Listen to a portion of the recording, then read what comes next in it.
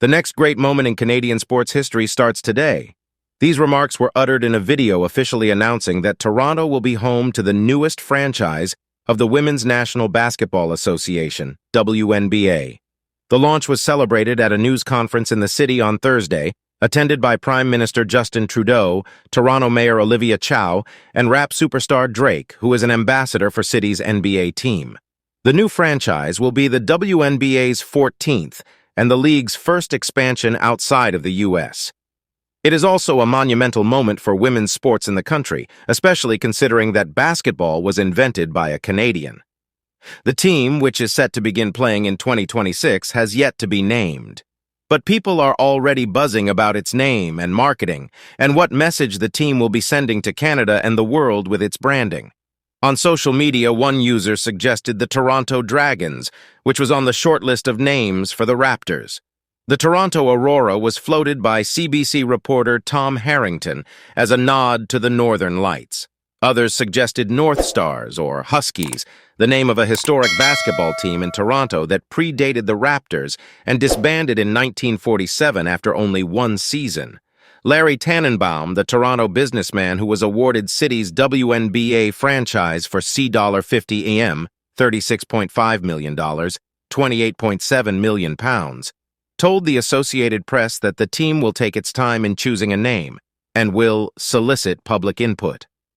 For Misty Meeks, a public relations expert at National, a Canada-based marketing firm, the team's name should fit the culture of the time, but also grow and evolve over time and continue to stay relevant. It should also tap into the significance of being Canada's first WNBA team, she said. You're not just launching a new team, but you're rather opening up the playing field for women's sports in Canada, and that's a huge endeavor, Ms. Meeks told the BBC. It's about standing for something far more than just a team. Exactly 30 years ago, the city was tasked with naming another brand-new basketball team, the Toronto Raptors. Tom O'Grady, who was the National Basketball Association, NBA's first-ever creative director at the time, recalled it being a very difficult assignment.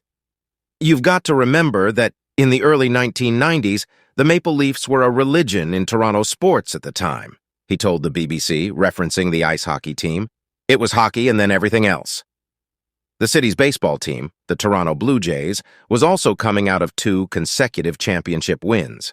Because of this, Mr. O'Grady said the Raptors' marketing team focused on carving new ground. They would find a unique name and outfit their players in a color that strayed away from the traditional blue worn by the city's hockey and baseball teams. They also wanted to appeal to younger fans in the city. At the time, dinosaurs were all the rage thanks to the 1993 global movie hit Jurassic Park. The Raptors' name was born.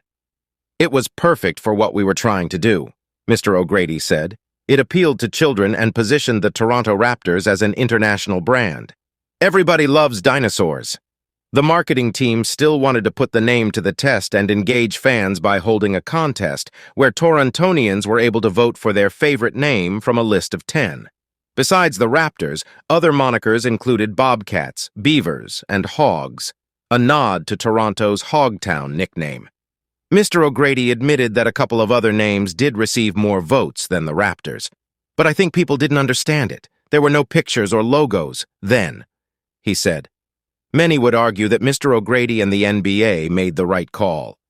While the original purple and red Toronto Raptors jerseys were mocked by some at the time, the team has gone on to become a huge success, winning a championship in 2019 and inspiring a new generation of Canadians to play the sport. Mr. O'Grady was also instrumental in launching the first original 8 WNBA teams. At the time, the focus was on branding sister franchises of the existing men's basketball teams, he said, as the teams often played in the same arena. Houston's WNBA team name became the Comets, inspired by the Houston Rockets, and Sacramento's team was named the Monarchs, after the Sacramento Kings. One of the newest WNBA franchises, the Golden State Valkyries, is an apparent riff off the Golden State Warriors, who play in the same arena.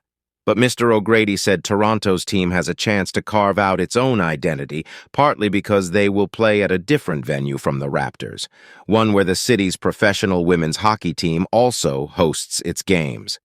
I think you want to make a statement that says, we're not just the sister team anymore, we're standing on our own, he said. Thursday's announcement offered a few clues into the branding direction, as Mr. Tanenbaum remarked that the franchise will be Canada's team.